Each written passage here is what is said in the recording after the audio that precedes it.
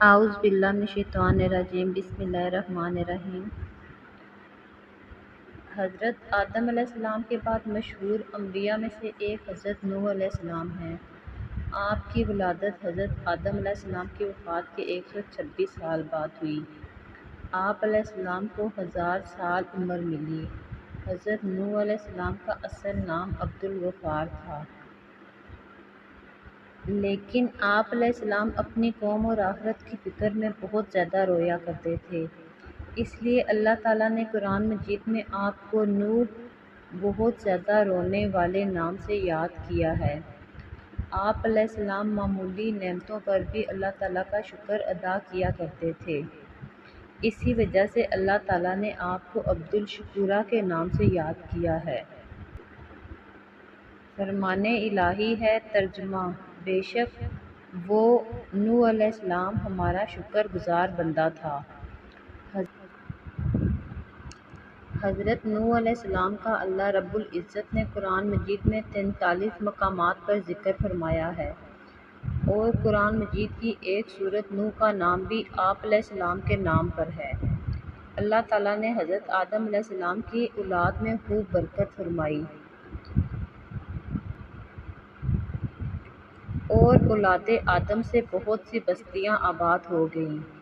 سابقہ انبیاء کی تعلیمات کے مطابق اللہ تعالیٰ کی عبادت کرتے اور اس کے ساتھ کسی کو شریک نہ ٹھہراتے تھے۔ اولاد آدم کا اللہ تعالیٰ کی عبادت کرنا شیطان کو بہت گراں گزرتا تھا۔ وہ اس سوچ میں تھا کہ کسی نہ کسی طرح اولاد آدم کو گمراہی میں مبتلا کر کے اللہ سبحانہ تعالیٰ کی رحمت سے دور کیا جائے۔ شیطان کو یہ معلوم تھا کہ شرک بہت بڑا گناہ ہے جس پر اللہ تعالیٰ بہت ناراض ہوتے ہیں، اس لیے انسانوں کو شرک میں مبتلا کرنے کے بارے میں سوچنے لگا۔ آخر کار اس نے قوم نوح میں سے جو نیک لوگ فوت ہو چکے تھے ان کے نام پر شرک کو رائج کر کے لوگوں کو سیدھی راہ سے ہٹا دیا۔ حضرت عبداللہ بن عباس رضی اللہ تعالیٰ عنہ فرماتے ہیں، قوم نوح میں شرک کی ابتدا اس طرح ہوئی۔ قوم نوح میں 5 افراد بہت نیک تھے۔ جب وہ وفات پا گئے تو شیطان نے ان کے دل میں یہ بات ڈالی کہ تم لوگ ان کے بیٹھنے کی جگہ پر ان کے ناموں کے مجسمے بنا کر رکھ دو، تاکہ ان کو دیکھ کر تمہیں اللہ تعالیٰ کی عبادت کا شوق پیدا ہو۔ چنانچہ قوم نے ایسا ہی کیا۔ پھر جب یہ مجسمے بنانے والے مر گئے تو ان کے بعد آنے والے لوگوں نے لا علمی میں یہ سمجھا کہ ہمارے باپ دادا انہی مجسموں کی عبادت کیا کرتے تھے، پس انہوں نے ان نیک لوگوں کے مجسموں کی عبادت کرنا شروع کر دی۔ اس طرح ان کے درمیان شرک پھیل گیا۔ جب قوم نوح میں 5 نیک لوگوں کے مجسموں کی پوجا عام ہو گئی اور لوگ اللہ تعالیٰ کو چھوڑ کر بتوں کی پوجا کرنے لگے تو اللہ تعالیٰ نے اپنے بندوں پر رحمت فرماتے ہوئے انہیں سیدھی راہ پر لانے کے لیے انہی میں سے ایک بندہ حضرت نوح علیہ السلام کو نبی بنا کر بھیجا۔ جب آپ علیہ السلام کو مبعوث کیا گیا اس وقت آپ کی عمر 50 سال تھی۔ فرمان الہی ہے ترجمہ: یقیناً ہم نے نوح علیہ السلام کو ان کی قوم کی طرف نبی بنا کر بھیجا اور ان سے کہا کہ آپ اپنی قوم کو ڈرائیے اس سے پہلے کہ ان پر دردناک عذاب آئے۔ جب اللہ تعالیٰ نے حضرت نوح علیہ السلام کو نبی بنا کر بھیجا تو انہوں نے اللہ تعالیٰ کے حکم کے مطابق سب سے پہلے اپنی قوم کو اللہ تعالیٰ کی توحید کی طرف بلایا، اور لوگ اللہ تعالیٰ کے ساتھ جنہیں شریک ٹھہرا رہے تھے ان کی عبادت کرنے سے منع کیا۔ فرمان الہی ہے نوح علیہ السلام نے کہا، اے میری قوم، بے شک میں تمہیں کھلم کھلا ڈرانے والا ہوں، اور یہ کہ تم اللہ تعالیٰ کی عبادت کرو اور اس کے عذاب سے ڈرو اور میری اطاعت کرو۔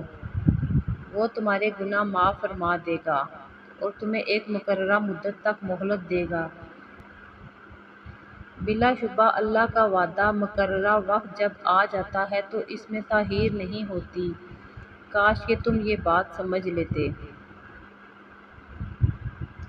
حضرت نوح علیہ السلام نے نبوت ملنے کے بعد قوم کی خیر خواہی کرتے ہوئے انہیں اللہ تعالیٰ کا پیغام پہنچایا، مگر قوم نے سرکشی کا مظاہرہ کرتے ہوئے آپ علیہ السلام کو جھٹلایا اور آپ علیہ السلام کی مخلصانہ دعوت کو ماننے سے انکار کر دیا، اور آپ علیہ السلام کے نبی ہونے پر مختلف شبہات کا اظہار کیا کہ تم تو ہماری طرح کے انسان ہو، تو ہمارے بجائے نبوت کے حقدار کیسے بن گئے؟ قوم کے سرداروں میں سے کسی نے بھی تمہاری پیروی نہیں کی، تمہاری پیروی صرف معاشرہ کے قریب کم عقل اور بیوقوف لوگوں نے کی ہے۔ تمہارے پیروکاروں میں کوئی بھی ایسی خوبی نظر نہیں آتی، پھر تم نبی کیسے بن گئے؟ حضرت نوح علیہ السلام قوم کی سرکشی کے باوجود انہیں دن رات دعوت حق دیتے رہے، اور قوم ان پر جو بھی الزامات لگاتی رہی، ان کا اچھے انداز سے جواب دیتے رہے۔ دعوت حق دیتے ہوئے حضرت نوح علیہ السلام کو 950 سال گزر گئے۔ جب ایک نسل کے لوگ مرنے کے قریب ہوتے تو وہ بعد میں آنے والوں کو وصیت کر جاتے کہ تم نوح علیہ السلام پر ایمان نہ لانا۔ آخرکار ان کی طبیعت ہی ایسی بن گئی کہ جسے ایمان اور حق کو قبول کرنے کی کوئی صورت گوارا نہ تھی، انہوں نے بجائے دعوت حق کو قبول کرنے کے آپ علیہ السلام کو مختلف انداز میں دھمکیاں دینا شروع کر دیں، اور ساتھ ہی یہ بھی کہتے کہ جس عذاب سے آپ ہمیں ڈراتے ہو وہ لے آؤ۔ حضرت نوح علیہ السلام کے دن رات دعوت ایمان اور بے مثال کوشش کے باوجود قوم نے دعوت ایمان قبول کرنے کی بجائے عذاب کا مطالبہ کر دیا، اور اللہ تعالیٰ نے بذریعہ وحی آپ علیہ السلام کو آگاہ کر دیا کہ جن کی قسمت میں ایمان لانا تھا وہ لا چکے ہیں، اب مزید ایمان نہیں لائیں گے۔ تو آپ علیہ السلام نے اپنی قوم کے سرکش اور کافر لوگوں کے مقابلے میں اللہ تعالیٰ سے مدد کی درخواست کی۔ فرمان الہی ہے۔ ترجمہ: نوح علیہ السلام نے دعا کی، اے میرے رب، میری قوم نے مجھے جھٹلا دیا ہے، اب میرے اور میری قوم کے درمیان فیصلہ فرما دے، اور مجھے اور میرے مومن ساتھیوں کو ان سے نجات فرمائیے۔ حضرت نوح علیہ السلام نے اللہ عز و جل سے اپنے لیے مدد کی درخواست کی تو اللہ تعالیٰ نے فوراً قبول فرماتے ہوئے آپ کو ایک کشتی بنانے کا حکم دیا۔ فرمان الہی ہے۔ ترجمہ: ہم نے نوح علیہ السلام کی دعا قبول فرما لی اور اس نوح علیہ السلام کی قوم کے خلاف مدد کی جنہوں نے ہماری آیات کو جھٹلایا تھا، یقیناً وہ بہت ہی برے لوگ تھے۔ حضرت نوح علیہ السلام نے اللہ تعالیٰ کے حکم کے مطابق ایک ایسے میدان میں کشتی تیار کرنے میں مصروف ہو گئے جہاں دور دور تک کشتی چلانے کے لیے پانی موجود نہ تھا۔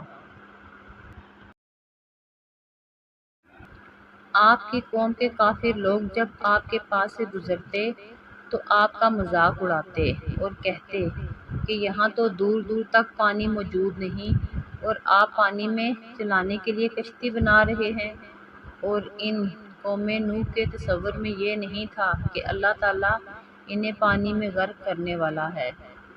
آپ علیہ السلام انہیں جواب دیتے کہ جس طرح آج تم ہمارا مذاق اڑا رہے ہو، اسی طرح ایک دن تمہارا بھی مذاق اڑایا جائے گا، اور تمہیں بہت جلد معلوم ہو جائے گا کہ اللہ کے غضب کا شکار کون ہوتا ہے۔ جب نوح علیہ السلام کشتی تیار کر چکے تو اللہ عز و جل نے حضرت نوح علیہ السلام کو حکم دیا کہ آپ خود بھی کشتی میں سوار ہو جائیے اور میرے مومن بندوں اور تمام حیوانات میں سے جوڑا جوڑا کشتی میں سوار کر لیجیے، مگر کفار میں سے کسی کو بھی کشتی میں سوار نہ کرنا۔ حضرت نوح علیہ السلام نے اللہ تعالیٰ کے حکم کے مطابق مومن بندوں کو، جن کی تعداد تقریباً 80 تھی، کشتی پر سوار کر لیا، جن میں حضرت نوح علیہ السلام کے بیٹے اور ان کی بیویاں بھی شامل تھیں۔ تمام جانداروں کا ایک ایک جوڑا بھی سوار کر لیا۔ پھر اللہ تعالیٰ نے ایسا زبردست طوفان بھیجا کہ آسمان سے زوردار بارش برسنے لگی، اور زمین سے بھی پانی ابلنے لگا۔ چند لمحات کے اندر پانی اتنا زیادہ ہو گیا کہ اللہ تعالیٰ کے حکم سے کشتی تیرنے لگی۔ جب قوم نوح پر سخت طوفان آیا اور ہر طرف پانی ہی پانی ہو گیا، قوم نوح کے سرکش افراد پانی میں ڈوب کر ہلاک ہو گئے۔ طغیانی کے باوجود حضرت نوح علیہ السلام کی کشتی موجوں میں صحیح و سالم چل رہی تھی، اس لیے کہ اس کا محافظ اللہ تعالیٰ تھا۔ حضرت نوح علیہ السلام کی کشتی اللہ تعالیٰ کی حفاظت میں چل رہی تھی۔ اسی دوران آپ علیہ السلام نے اپنے مشرک بیٹے یام، جس کا لقب کنعان تھا، کو آواز دی کہ آؤ آپ بھی میرے دین میں شامل ہو کر ہمارے ساتھ کشتی میں سوار ہو جاؤ۔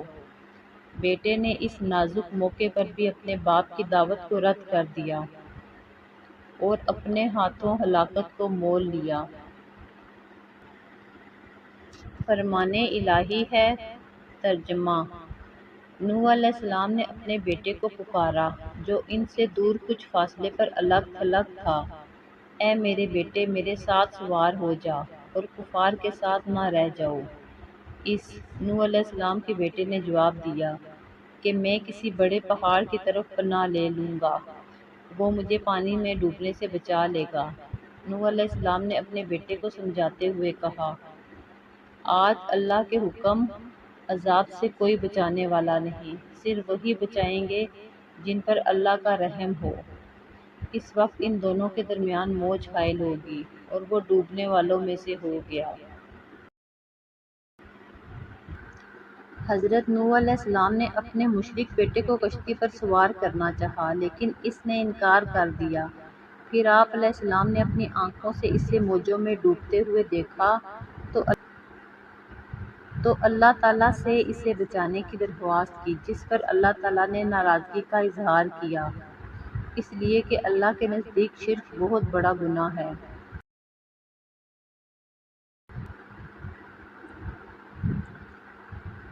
فرمان الہی ہے۔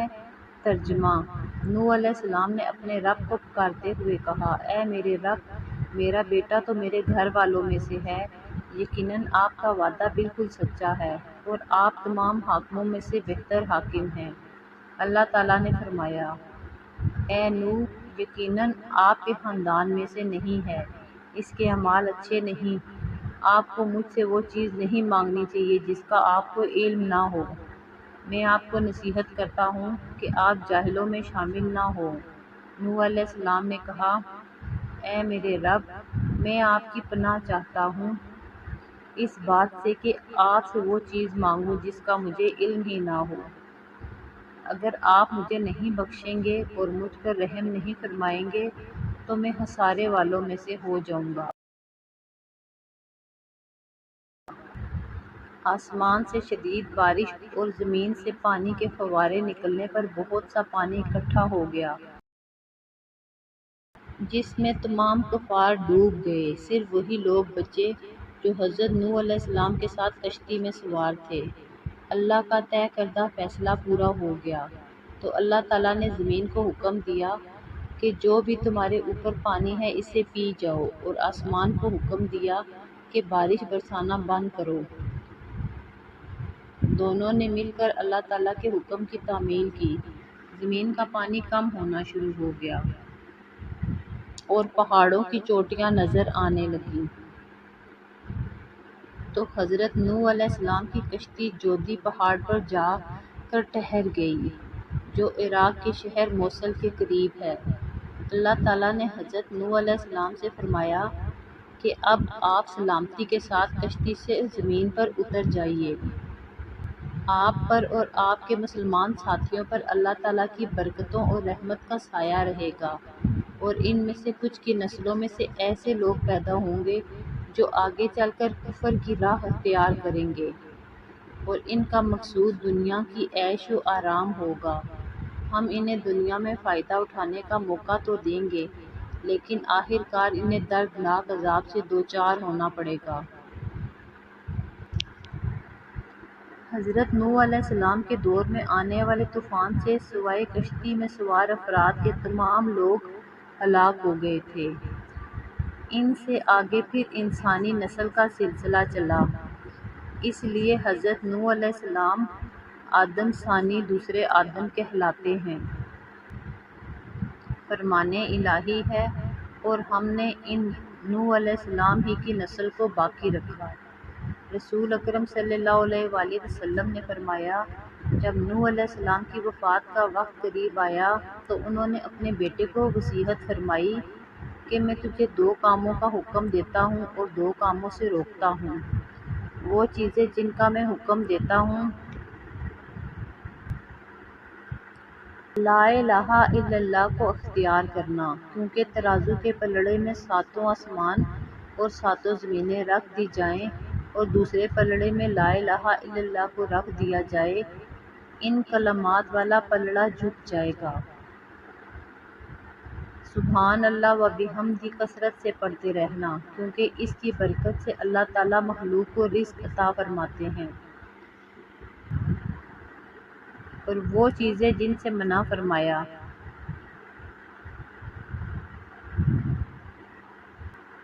میں تمہیں اللہ تعالیٰ کا شریک ٹھہرانے سے منع کرتا ہوں، میں تکبر کرنے سے روکتا ہوں۔ عبداللہ بن عمر رضی اللہ تعالیٰ عنہ فرماتے ہیں، میں نے عرض کیا، اے اللہ کے رسول، شرک سے تو ہم واقف ہیں، لیکن تکبر کا مطلب کیا ہے؟ کیا اچھے جوتے پہننا، لباس پہننا، سواری کے لیے اچھا جانور رکھنا یا اس کے پاس کثرت سے دوستوں کی آمد و رفت کا رہنا تکبر ہے؟ آپ صلی اللہ علیہ وآلہ وسلم نے فرمایا، نہیں۔ میں نے عرض کیا، پھر تکبر کیا ہوتا ہے؟